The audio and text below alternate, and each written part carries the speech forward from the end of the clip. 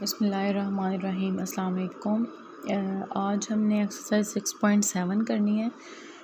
तो इस एक्सरसाइज 6.7 से पहले एक दो फार्मूलाज बताऊंगी, एक डेफिनेशन बताऊंगी और उसके बाद हम एक्सरसाइज सॉल्व करेंगे। तो ये जो एक्सरसाइज है, पिछली एक्सरसाइज में हमने जैसे कि ज्योमेट्रिक प्रोग्रेशन पढ़ी थी, उसका फार्मूला किया था। उस फार्मूला को यूज़ करके हमने पूरी एक्सरसाइज की थी। और उससे पहले जो है वो हमने अरिथमेटिक प्रोग्रेशन किया था, फिर अरिथमेटिक मीन किया था। अब हमने ज्योमेट्रिक प्रोग्रेशन किया तो वो हमने ज्योमेट्रिक मीन करना है।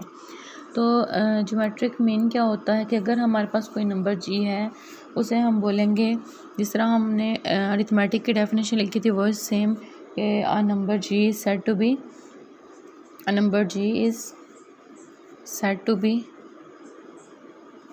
geometric progression is said to be geometric progression geometric mean if two numbers a and b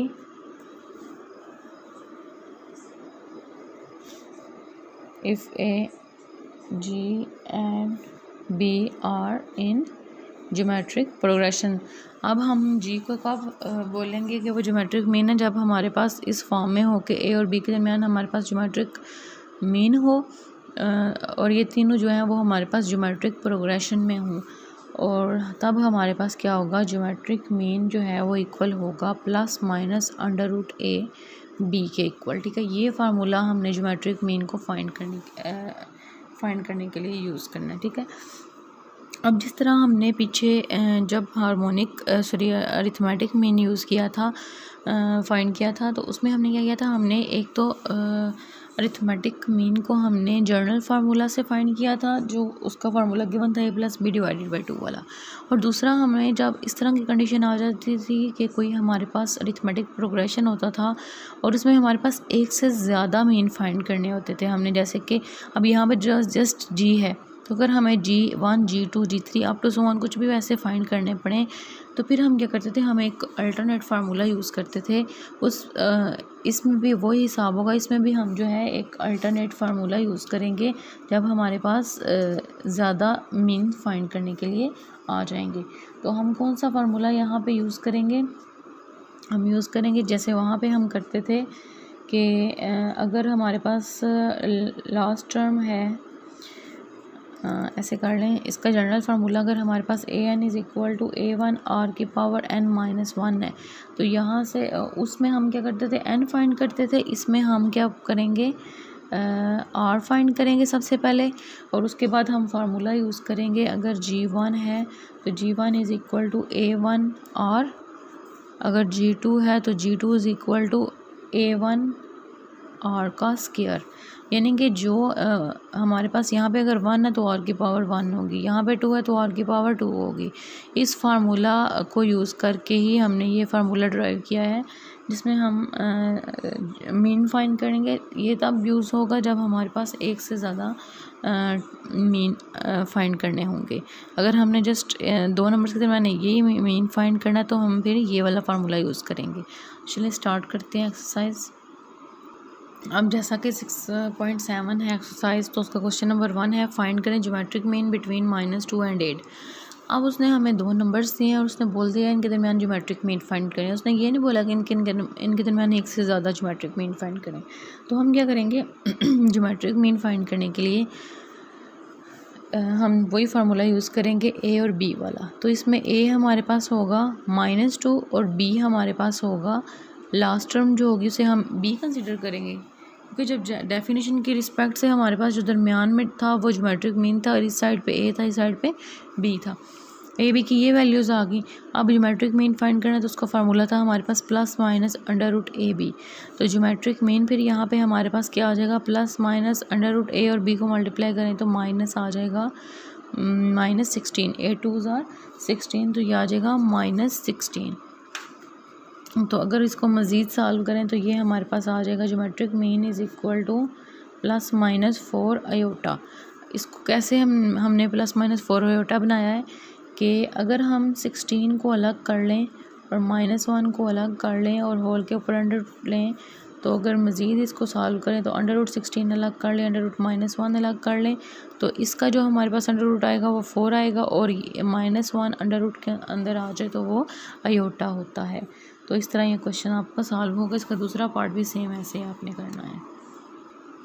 अब क्वेश्चन नंबर 2 है, उसकी स्टेटमेंट है insert 2 geometric means between 1 and 8। अब मैंने आपको क्या बताया, अगर तो हमने एक ज्योमेट्रिक मीन फाइंड करना है तो हम √AB वाला फार्मूला सिंपल लगा के तो हम ज्योमेट्रिक मीन फाइंड कर लेंगे। अब अगर हमारे पास एक से ज़्यादा ज्योमेट्रिक मीन्स आ जाते हैं, जैसा कि इस क्वेश्चन में है कि insert 2 geometric means between 1 and 8, तो यानी कि हमें G1 और G2 फाइंड करने पड़ने हैं। यही बात है, G1 फाइंड करना है और G2 फाइंड करना है। अब इसके लिए हमें क्या करना पड़ेगा, सबसे पहले हमें ये चेक करना है कि फार्मूला कौन सा लगना है। तो हमें पता है फार्मूला अगर G1 फाइंड करना है तो G1 = A1 R फाइंड वाला फार्मूला लगेगा। अगर G2 है तो G2 =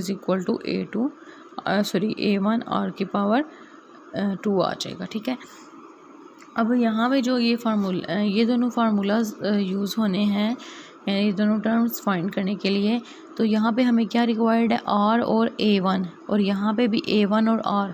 ठीक है, ये रिक्वायर्ड है। इसका मतलब है कि A1 तो हमारे पास पहली टर्म होती है, ये तो हमारे पास है, हमें चाहिए R। तो R हम कैसे फाइंड करेंगे, A1 अगर हमारे पास 1 है तो हमने क्या फाइंड करना है, R सबसे पहले फाइंड करना है। R फाइंड करेंगे तो ज्योमेट्रिक मीन आएगा। अब हम और कैसे फाइंड करेंगे कि हमारे पास जो फार्मूला जर्नल था ज्योमेट्रिक प्रोग्रेशन का, वो लगाएंगे हम यहाँ पे। AN = A1 R⁻n-1, ये वाला फार्मूला। ठीक है, अब एक और चीज़ देखें यहाँ पे कि जो हमारे पास लास्ट टर्म है वो क्या है, 8 है। ठीक है, लास्ट टर्म हमारे पास 8 है, तो हमने फिर इसका मतलब क्या हुआ कि अगर हमारे पास यहाँ पे ये फर्स्ट टर्म है, 2 ज्योमेट्रिक मीन फाइंड करने हैं, तो यहाँ पे हमारे पास कितनी टर्म्स बन जाएंगी, 1 G1 G2 और 8, 4 टर्म्स बन गई हैं। इसका मतलब है ये जो लास्ट टर्म में ये क्या है, A4, यानी कि n हमारे पास क्या है, 4। तो A1 R⁻4-1, A4 = A1 R⁻3, ये चीज़ आ जाएगी। अब देखें, A4 वाली वैल्यू हमारे पास गिवन है 8 है। ठीक है, तो इसकी जगह पे हमने 8 पुट कर दिया। A1 की वैल्यू गिवन है वो कि हमारे पास क्या है, 1 है। अब हमने R फाइंड करना है और R की हमें वैल्यू का नहीं पता। अब 1 जो है इस साइड पे मल्टीप्लाई हो रहा है, दूसरी साइड पे जाएगा तो डिवाइड हो जाएगा। तो 8 = R⁻3। तो हम ऐसा लिख सकते हैं कि 2⁻3 = R⁻3, ऐसे भी हम लिख सकते हैं। अब अगर इनकी पावर्स कैंसिल हो जाएं तो R हमारे पास क्या आ जाएगा, 2 आ जाएगा। अब हमारे पास R = 2, R की वैल्यू भी आ गई है, A1 भी हमारे पास है, तो हम ज्योमेट्रिक मीन्स दोनों हम इजीली फाइंड कर सकते हैं। तो कैसे फाइंड करेंगे फिर, G1 = A1 R था, यही था ना, तो G1 है, A1 की वैल्यू 1 है और R की वैल्यू हमारे पास 2 आई है, तो G1 हमारे पास आ जाएगा 2, ये ज्योमेट्रिक मीन आ गया। दूसरा G2 फाइंड करना है, वो क्या था, A1 R⁻2, तो G2 = A1 की वैल्यू 1 है, R की वैल्यू क्या है, 2 है, R का स्क्वायर ले लेंगे, तो G2 = 1 × 4, तो आंसर आ जाएगा 4। तो हमारे पास क्या ज्योमेट्रिक मीन्स इन दोनों के आए हैं, जो 2 ज्योमेट्रिक मीन आए हैं वो 2 और 4 हैं। तो इस तरह ये क्वेश्चन सॉल्व करना है आप लोगों ने। इसका पार्ट 2 जो है वो भी सेम ऐसे ही है। नेक्स्ट क्वेश्चन नंबर 3 है। जब मैं क्वेश्चन नंबर 3 करवा रही हूँ तो क्वेश्चन नंबर 4 भी आप लोगों ने सेम इसी मेथड से कर लेना है। बस इसमें 3 टर्म्स फाइंड करनी है, उसमें 4 टर्म्स फाइंड करनी है। अब हमारे पास क्वेश्चन नंबर 3 है, insert 3 geometric means between 1 and 16, यानी कि हमारे पास कुछ ऐसी सीरीज़ बन जाएगी 1 G1 G2 G3, क्योंकि उसने बोला है 3 ज्योमेट्रिक मीन्स, तो और ये 16। ठीक है, अब हमने जिस तरह पिछला क्वेश्चन किया सेम वही मेथड। A1 की वैल्यू हमारे पास क्या है, 1। उसके बाद हमने R फाइंड करना है, तो R फाइंड करने के लिए हमें A5 का लास्ट टर्म का पता होना चाहिए। ये अगर A1 है, ये A2 हो गई, ये A3 A4 और A5, तो A5 हमारे पास क्या है, 16 है। ठीक है, अब हमारे पास फार्मूला क्या था, AN = A1 R⁻n-1, यही फार्मूला था। n हमारे पास क्या है, सॉरी ए लास्ट टर्म हमारे पास क्या है A5 और A1 आर की पावर 5 माइनस 1, यही होगा। A5 is equal to A1 R की पावर 4, A5 की वैल्यू 16 है, A1 की वैल्यू 1 है और आर की पावर 4। तो 1 उस साइड पे जगह डिवाइड होगा, कोई फ़र्क नहीं पड़ता। 16 इज़ इक्वल टू आर की पावर 4। अब हम अगर इसको लिखें तो ऐसा लिख सकते हैं, आर की पावर 4 इज़ इक्वल टू 2 की पावर 4। आर की पावर 4 इज़ इक्वल टू 2 की पावर 4। अब यहाँ से अगर हम इसे लिखें, आर की पावर 4 माइनस 2 की पावर 4 इज़ इक्वल टू 0। उसके बाद ये अगर आ जाए हमारे पास यहाँ से आर की पावर 2 होल का स्क्वायर माइनस 4 का स्क्वायर,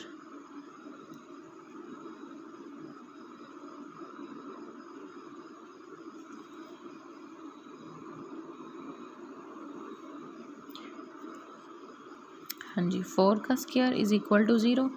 तो यहाँ से हमारे पास ए स्क्वायर माइनस बी स्क्वायर वाला फार्मूला बन गया। एक हमारे पास वैल्यू आ गया आर प्लस 4, एक वैल्यू आ गया R minus 4, sorry R square plus 4 और आर स्क्वायर माइनस 4, क्योंकि ए की वैल्यू आर स्क्वायर और बी की वैल्यू 4 है। अब यहाँ से अगर R square is equal to sorry R square plus 4 is equal to 0 रखें एक दफ़ा, और एक दफ़ा R square minus 4 is equal to 0 रखें, तो R square is equal to minus 4 और यहाँ से R square is equal to 4। तो आर की वैल्यू आ जाएगी प्लस माइनस 2 आयोटा और यहाँ से आर की वैल्यू आ जाएगी प्लस माइनस 2। तो यहाँ पे हमारे पास आर की 4 वैल्यूज़ आ जाएंगी। जब हमारे पास आर की 4 वैल्यूज़ आ जाएंगी तो हमने क्या करना है, एक दफ़ा ये वाली वैल्यूज़ यूज़ करनी है और एक दफ़ा ये वाली वैल्यूज़ यूज़ करके हम अपने ज्योमेट्रिक मीन फाइंड करेंगे। अब हम सबसे पहले क्या करते हैं, R is equal to 2 put करते हैं। R is equal to 2 and A1 हमारे पास क्या है, 1 है। तो ज्योमेट्रिक मीन G1 हम जब फाइंड करेंगे तो हमारे पास क्या आएगा, A1 इंटू आर। तो G1 is equal to A1 की वैल्यू 1 है और R की वैल्यू क्या है, 2 है। तो G1 इज़ इक्वल टू 2। उसके बाद G2 is equal to A1 R की पावर 2। अब यहाँ से याद रख लो, यहाँ G2 है तो यहाँ पे 2 आएगा, G3 है तो यहाँ पे 3 आएगा, ठीक है। तो G2 is equal to A1 की वैल्यू क्या है हमारे पास 1 और R की वैल्यू 2 है, तो 2 का स्क्वायर। तो G2 इज़ इक्वल टू 4 आ जाएगा और G3 इसी तरह हम फाइंड करेंगे A1 R की पावर 3। तो G3 is equal to 1 into 2 की power 3, G3 is equal to 8 आ जाएगा, ठीक है। अब इसी तरह हमने दूसरी वैल्यू हमारे पास -2 की, -2 पुट करना है हमने इसमें। उसके बाद +2 आयोटा, -2 आयोटा, ये सारी वैल्यूज़ पुट करके तो हमने G1 G2 G3 इसी तरह निकालना है। यही फार्मूला लगना है, बस आर की जगह पे आपने 2 आयोटा लगा देना है। वो स्क्वायर अगर हमारे पास सिंगल वाला होगा तो 2 आयोटा ही साथ आएगा, अगर हमारे पास स्क्वायर वाला हो जाएगा तो आयोटा स्क्वायर हो जाएगा। आयोटा स्क्वायर जो है वो -1 की किलो, तो उसकी वैल्यू पुट कर देंगे। तो इस तरह आप लोगों ने सारी 4 की 4 वैल्यूज़ यूज़ करके, 4 वैल्यूज़ कौन सी हैं, +-2 आयोटा, यानी कि एक दफ़ा +2 आयोटा, एक दफ़ा -2 आयोटा, और दूसरी क्या है +-2, एक दफ़ा +2 और एक दफ़ा -2। +2 वाला मैंने कर दिया, -2 वाला और +-2 आयोटा वाला आप लोगों ने आर की जगह पुट करके तो सॉल्व कर लेना है। क्वेश्चन नंबर जो 4 है वो भी सेम ऐसे ही है। अब क्वेश्चन नंबर 6 है, उसके स्टेटमेंट सबसे पहले देख लें। For what value of n, के n की कौन सी वैल्यू है जिसके लिए a की पावर n प्लस b की पावर n और a की power n minus 1 plus b की power n minus 1 is a positive geometric mean between a and b। अब उसने क्या बोला है कि हमारे पास फाइंड, हमने क्या करना है, n फाइंड करना है। कहते हैं n की कौन सी वैल्यू है जिसमें ये हमारे पास पॉजिटिव ज्योमेट्रिक मीन है। अब पॉजिटिव ज्योमेट्रिक मीन का क्या मतलब हुआ कि जो a की पावर n प्लस b की power n divided by a की power n minus 1 plus b की पावर n माइनस 1 जो है वो पॉजिटिव ज्योमेट्रिक मीन है। यानी कि हमारे पास क्या था, +-√ab था। तो हमारे पास पॉजिटिव की बात किया तो ज्योमेट्रिक मीन हमारे पास +√ab वाला आ जाएगा, माइनस वाला यहाँ पे नहीं आएगा क्योंकि उसने पॉजिटिव ज्योमेट्रिक मीन की बात की है। अब जब हमारे पास इन दोनों को इक्वल रखना है, इन दोनों को इक्वल रख के हमने बेसिकली फाइंड n करना है, ठीक है। अब यहाँ से क्या होगा, अगर हम लिखें इस सारी वैल्यू को उधर जाकर मल्टीप्लाई करवा दे तो a की पावर n प्लस b की power n is equal to a की power n minus 1 plus b की power n minus 1 into under root A B, ठीक है। अब इसको a की पावर n प्लस b की पावर n लिख दें, which is equal to a की power n minus 1 plus b की पावर n माइनस 1 इंटू अगर हम लिखें a की पावर 1/2 और b की पावर भी 1/2 तो लिख सकते हैं ना, अंडर रूट को हमने ओपन करके लिख दिया है, ठीक है। अब हम इनको मल्टीप्लाई अगर करवाएं a की पावर n प्लस b की power n is equal to, तो ये हो जाएगा a की power n minus 1 dot a की पावर 1/2 और साथ आ जाएगा डॉट b की पावर 1/2, पूरी टर्म मल्टीप्लाई होगी ना। इसी तरह प्लस b की power n minus 1 dot b की पावर 1/2 डॉट a की पावर 1/2। तो यहाँ से a की पावर n प्लस b की power n is equal to, जब दो बेसिस सेम हों दो टर्म्स की, तो उनकी हम पावर्स को क्या करते हैं, ऐड करते हैं। तो a की पावर n माइनस 1 प्लस 1/2 आ जाएगा और डॉट b की पावर 1/2। इसी तरह यहाँ पे दो बेसिस सेम है, इनकी पावर्स को ऐड करेंगे, b की power n minus 1 plus 1/2 dot a की पावर 1/2, तो इस तरह आ जाएगा। उसके बाद a की पावर n प्लस b की power n is equal to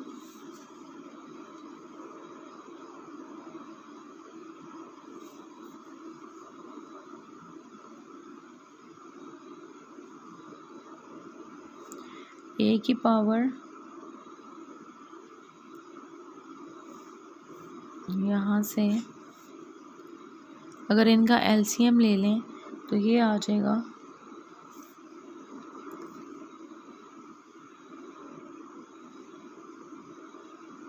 अगर इसको थोड़ा सा हम अरेंज करके लिख लें ऐसे, a की पावर n माइनस 1/2 और a की पावर 1/2, साथ हमारे पास आ जाए प्लस b की पावर n माइनस 1/2 और b की power n minus 1/2 dot b की पावर 1/2। तो ये किसके इक्वल हो जाएगा, सॉरी यहाँ से थोड़ी सी मिस्टेक हो गई है, यहाँ पे आता है b की पावर 1/2 और यहाँ पे b की power n minus 1/2 dot a की पावर 1/2। बिकॉज यहाँ पे अगर हम एलसीएम लें तो हमारे पास एलसीएम के बाद आंसर आता है n माइनस 1/2। एलसीएम आपको अच्छे से लेना आता है। यहाँ पे एलसीएम इनका 2 आएगा, 2n माइनस साथ आ जाएगा 2n माइनस 2 प्लस 1, तो माइनस 2 में से 1 को प्लस किया तो माइनस 1 आ गया, तो 2n/2 माइनस 1/2, तो 2 से कैंसिल, n माइनस 1/2 आ जाएगा। उसके बाद b की power 1/2 as it is plus b की पावर n माइनस 1/2, इनका भी एलसीएम लिया इस पूरी टर्म का, तो हमारे पास b की पावर n माइनस 1/2 आ गया और साथ डॉट a की पावर 1/2, तो इस तरह हमारे पास आ जाएगा। अब नेक्स्ट स्टेप में हम क्या करेंगे, यहाँ पे जो a की पावर n है उसमें माइनस 1/2 करेंगे प्लस 1/2, इसी तरह b की पावर n जो है उसमें भी माइनस 1/2 प्लस 1/2 करेंगे, ठीक है।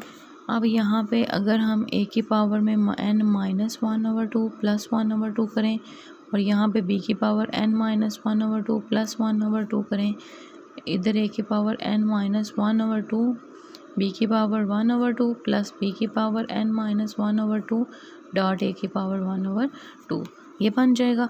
अब अगर इनको हम सेपरेट करें a की power n minus 1/2 dot a की पावर 1/2, तो हम लिख सकते हैं ना कि अगर बेसिस सेम हो तो पावर्स ऐड होती हैं, तो जो एडिशन वाली है उनको अगर हम सेपरेट करके लिखें तो बेसिस अलग हो जाएंगी। इसी तरह यहाँ पे b की power n minus 1/2 dot b की power 1/2 which is equal to a की power n minus 1/2 dot b की पावर 1/2 प्लस b की power n minus 1/2 dot a की पावर 1/2, तो ये कुछ इस तरह बन जाएगा, ठीक है। अब नेक्स्ट स्टेप में अगर हम ए की पावर n माइनस 1/2 वाली टर्म्स इकट्ठी कर लें और बी की पावर n माइनस 1/2 वाली टर्म्स इकट्ठी कर लें तो ये वाली टर्म सारी इधर आ जाएगी और ये वाली सारी टर्म उधर चली जाएगी। तो ये आ जाएगा ए की power n minus 1/2 dot A की पावर 1/2 माइनस ए की power n minus 1/2 dot B की पावर 1/2, क्योंकि यहाँ पे ये ऐड हो रही थी दूसरी साइड पे जाके माइनस हो जाएगी। इसी तरह ये वाली यहाँ पे ऐड हो रही है दूसरी साइड पे जाके माइनस हो जाएगी। तो बी की पावर n माइनस 1/2 ए की पावर 1/2 माइनस बी की पावर n माइनस 1/2 बी की पावर 1/2। उसके बाद ये इधर से अगर दोनों टर्म्स में से ए की पावर n माइनस 1/2 कॉमन निकालें तो ए की पावर 1/2 रह जाएगा माइनस बी की पावर 1/2। और अगर इधर से हम बी की पावर n माइनस 1/2 कॉमन निकालें तो यहाँ पे हमारे पास आ जाएगा ए की पावर 1/2 माइनस बी की पावर 1/2। अब यहाँ पे